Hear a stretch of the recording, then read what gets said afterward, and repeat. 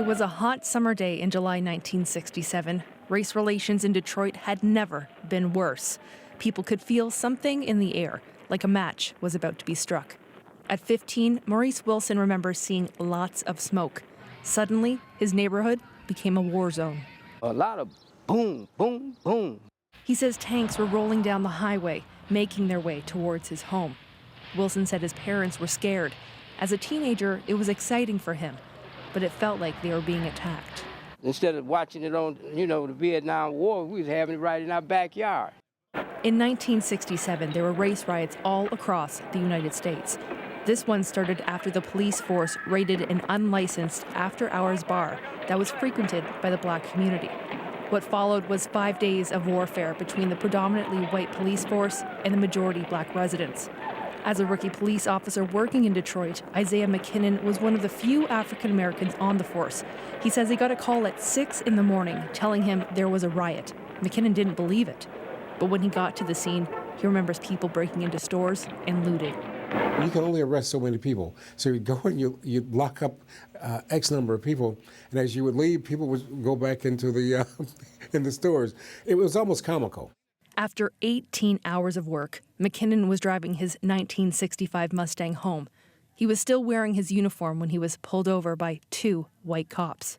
McKinnon says the older cop pulled a gun on him and said, "You're going to die tonight." At that point, it's like time froze. And I could see his hand pulling the trigger.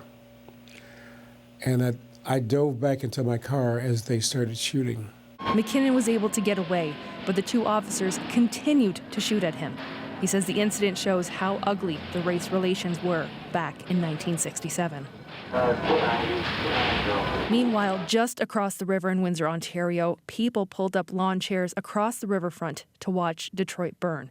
Fires were spread all across the west end of Detroit, while thousands were being arrested by police. Walt McCall was a local reporter for the Windsor Star who covered the chaos. He says he'll never forget what he saw. Block after block of burned out buildings, not just stores and commercial buildings, but I remember entire streets of 2- and 3-story, the older apartment blocks burned to the foundations. After the riot, many businesses and people fled the city, leaving it in a state of decay for decades. Maurice Wilson, who witnessed the riots, works in his neighbor's flower bed. He says he's got a lot of hope that it will finally turn around.